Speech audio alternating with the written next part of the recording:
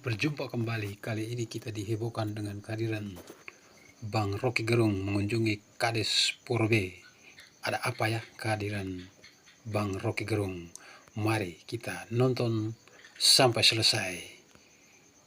Selamat datang Bang Rocky Gerung di Desa Purbe, Kecamatan Wulan Doni. Bapak Kades Stanislaus Deriburin. Ofisial. Saya lagi di desa Purbe. Purbe. Pur. Ya, Purbe. Purbe. Ya, siap. Satu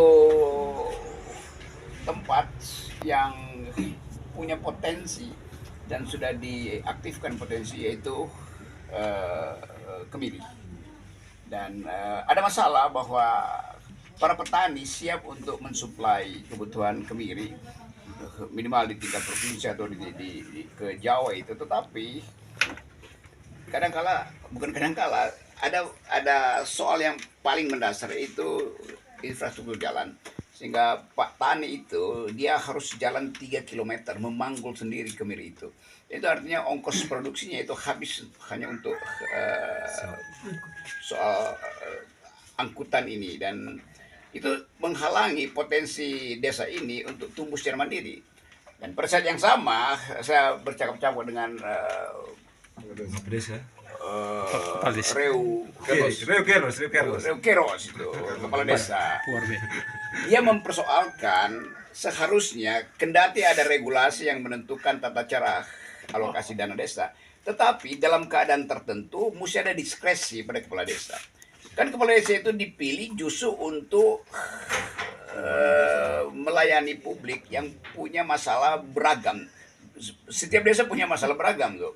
Karena itu hak kepala desa untuk mengeluarkan kebijakan dengan konsekuensi anggaran yang sudah ditetapkan dipakai untuk kebutuhan mendadak, itu tidak boleh dianggap sebagai pelanggaran hukum.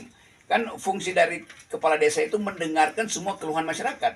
Kalau tiba-tiba ada seorang keluarga yang kekurangan dana karena perencanaan keluarga berantakan akibat suatu peristiwa, maka mesti ada semacam dana cadangan desa untuk mengatasi itu tuh.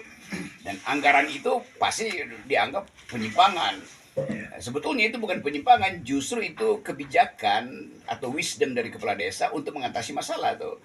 Kan kepala desa beda dengan ketua partai politik yang ada di pusat-pusat ibu kota. Kepala desa itu setiap malam dia mesti menerima keluhan, ada yang ngetuk pintu bahwa rumah tetangga kemalingan, dirampok, padahal biaya untuk kesehatan, beli vitamin besok pagi udah nggak ada tuh.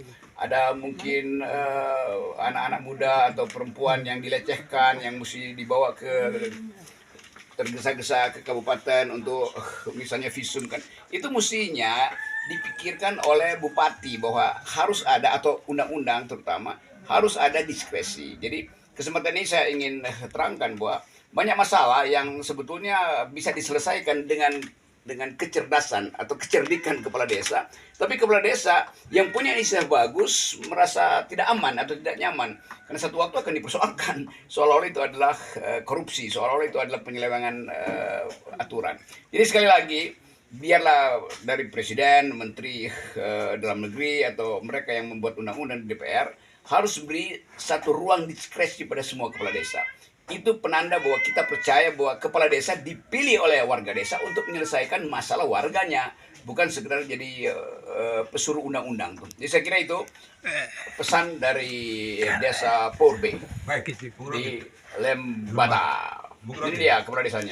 Nah, jadi terkait dengan persentase tadi, ya, maka desa punya kewenangan terkait persentase. Kalau misalnya pemerintah pusat berkaitan dengan Indonesia Emas 2045, maka terkait dengan stunting itu kita prioritaskan. Desa siap prioritaskan. Kita prioritas lain terkait dengan pembangunan desa itu jangan dikungkung dalam suatu undang-undang terkait dengan persentase pembagian, misalnya BLT 20%, ketahanan pangan 20%, supaya diskresi kepala desa itu jalan terhadap pembangunan. Misalnya kita fokus di pembangunan, JUT tadi, maka kita bisa tekan misalnya tahun ini JUT 2 kilo. Kita peruntukan dan desa fokus di JUT untuk menyelesaikan masalah dari kuli panggul kemiri tadi. Karena menyusahkan masyarakat. Di sini kemiri 1 kilo 30.000 yang bulat, sedangkan yang gelondong belum dipecah itu 6.000. Sedangkan sewa orang pergi panggul itu 1 karung 50.000. Harian kerja juga 50.000. Oke. Jadi relay itu setiap desa beda-beda ya. Beda-beda. Persoalannya beda-beda. Sehingga kewenangan penganggaran itu kalau fokus di stunting ya kita fokus di stunting, selesaikan stunting dulu. Sedangkan yang lain berikan diskresi itu kepada desa. Ya itu yang kita sebut urgensinya apa sebetulnya. Stunting tentu sangat urgen karena itu menyangkut nasib anak-anak kita di masa depan. Tetapi mesti ada yang disebut rolling plan. Jadi rencana itu ada targetnya, tapi dia bukan lurus mengarah pada target. Namanya rolling plan. Jadi direncanakan sambil melihat keadaan. Dan itu yang kita sebut sebagai diskresi. Jadi harus percaya bahwa kepala desa itu punya pengetahuan lengkap tentang desanya tuh. Sementara undang-undang hanya mengatur hal-hal yang sifatnya target nasional. Padahal target desa itu bukan target nasional. Desa yang memiliki kemandirian untuk mengatur hidupnya dengan sendirinya akan menghasilkan target nasional. Begitu cara berpikirnya tuh teman-teman para pembuat undang-undang di Kabupaten Lembata, Bupati, anggota DPR. Perhatikan bahwa cara berpikir harus mulai dengan problem lokal. Bukan melayani apa yang sudah diputuskan secara nasional.